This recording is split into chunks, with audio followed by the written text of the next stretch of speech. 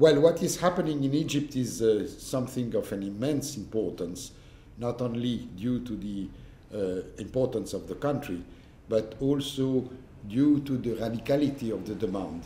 The demand is not just that Mubarak should leave, that is first step, but that the system should be changed, putting an end to the neoliberal system associated with the military dictatorship.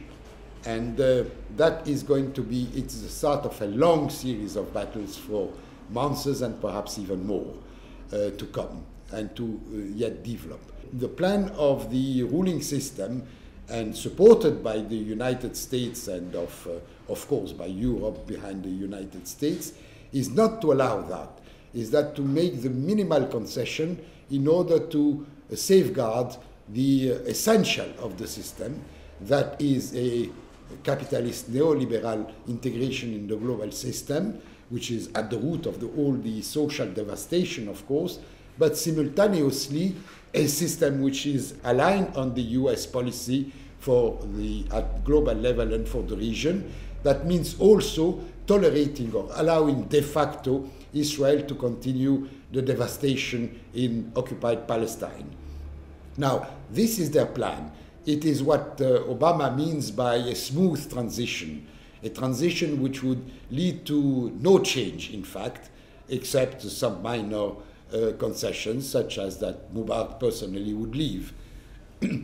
That is what is on the agenda now, that the movement will continue to develop, to radicalize, and to be more and more demanding for more in-depth changes in the society, in the management of the political system through a truly democratic, respecting law system, but also a social and economic policy which is bound to come into conflict with the global capitalism. The movement is not that of Baradei. He's only one person among others, with no such big importance.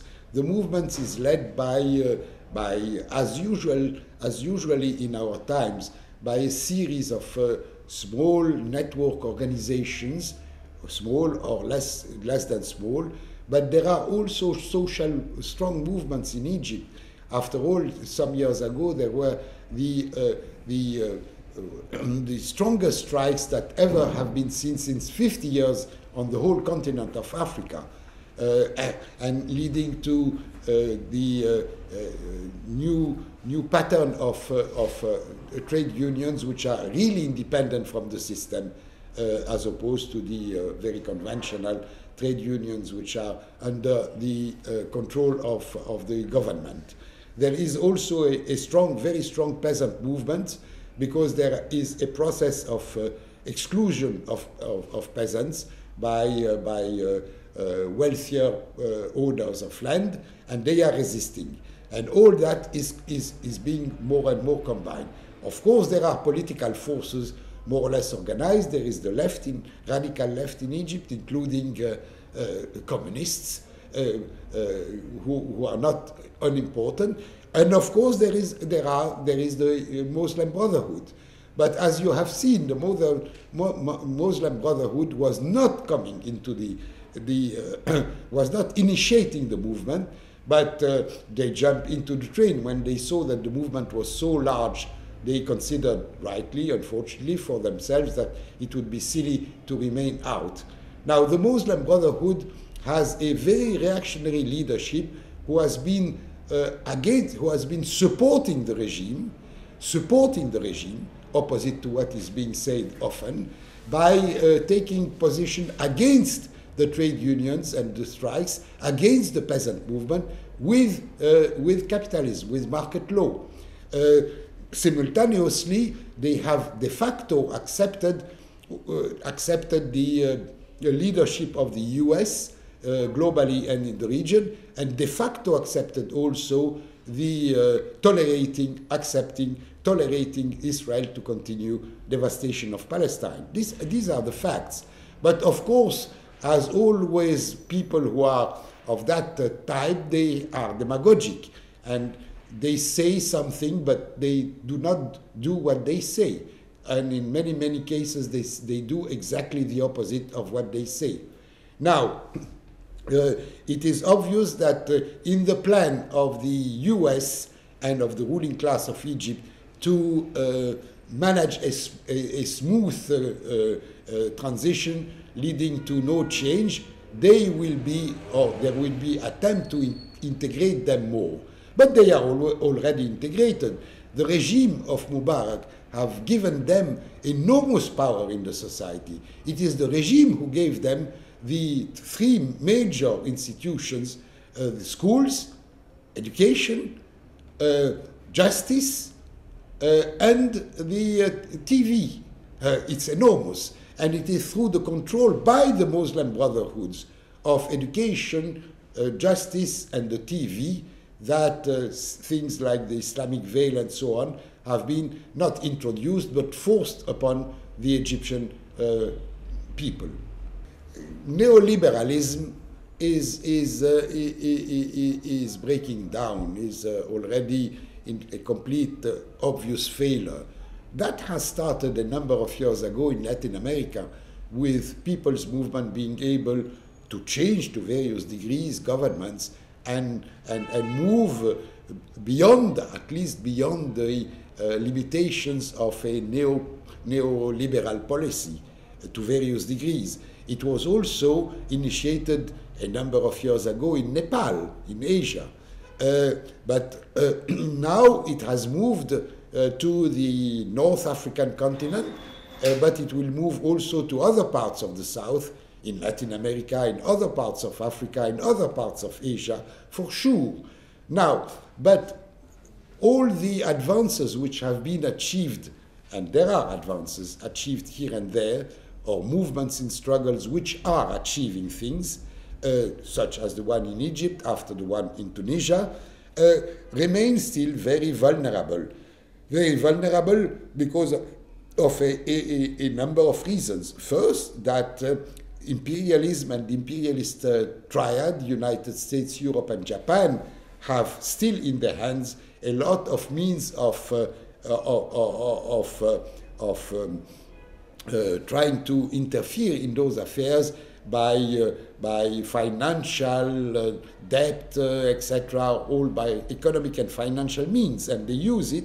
But beyond that, they have also political reactionary friends and supports, and also they can consider coup d'etat, military interventions. After all, they are already intervening in the region, in Iraq, in Afghanistan, and elsewhere. They could more. So, and vis-à-vis that enormous political challenge, the movements of the people remain, even if it is gigantic in some cases, as is the case in Egypt, millions and millions and millions of people demonstrating daily, and more than demonstrating, organizing themselves more and more, even that they are not yet at the level of the challenge, that they are not yet able to capture the power and to establish a new democratic, popular alternative. First, Africa is not out of the global system. It is perfectly integrated as well as other regions. Second, it has been integrated until now in the most brutal way, and which is at the root of the social disasters. For the present imperialist global system, Africa is important for its enormous natural resources, not only oil and gas, but land, but water, but also rare mineral resources, and so on. But Africans are not important. They are rather an obstacle for the plundering of the natural resources of Africa. This is the vision of the imperialists of Africa. Fortunately, the peoples exist in Africa. And even if until now, after all, Africa has been a partner in the Bandung period with Asia, in a first wave of awakening of the people, we have changed Africa more than any other continent in the 60s and in the 70s. Whatever were the contradictions, limits, and even derivations of those systems, they have achieved a lot, and we are moving into a second wave. True, that second wave did not start in Africa. It started in Latin America and Asia in different ways, but it is moving, it has moved to, after all, the North African countries are African countries, and I'm sure that there will be an echo in many places.